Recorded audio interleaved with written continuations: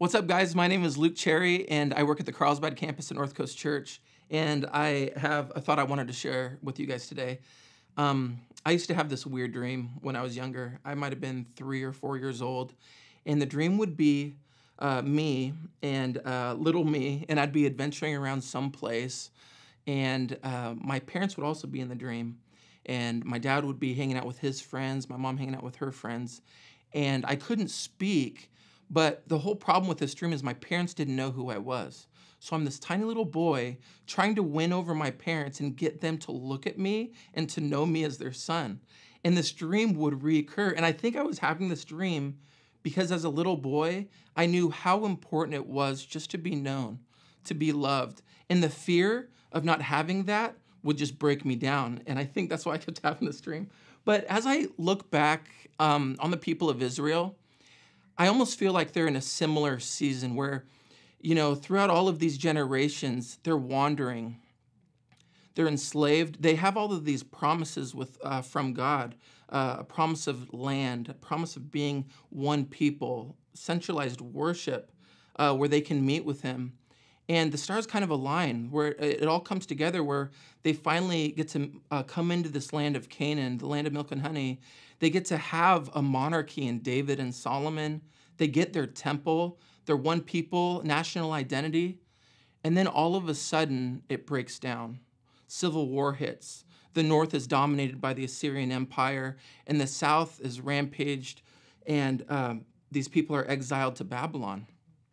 And in all of this, I think to myself, the crisis that they must be going through. Finally, after all of these centuries, you finally get all of these promises lined up. Life is going well, but then it all breaks down. And I can only imagine the cries and the groans that would come from the people out to God. Where are you when we need you? There's from Jeremiah chapter 29, there's basically a letter that's sent from Jeremiah to Babylon to the people who are in exile. And it says this. This is what the Lord Almighty, the God of Israel, says to all those I carried into exile from Jerusalem to Babylon. Build houses and settle down. Plant gardens and eat what they produce. Marry and have sons and daughters. Find wives for your sons and give your daughters in marriage, so that they too may have sons and daughters. Increase in number there. Do not decrease. Also seek the peace and prosperity of the city to which I have carried you into exile. Pray to the Lord for it, because if it prospers, you too will prosper. Yes, this is what the Lord Almighty, the God of Israel, says. Do not let the prophets and diviners among you deceive you. Do not listen to the dreams you encourage them to have. They are prophesying lies to you in my name. I have not sent them, declares the Lord.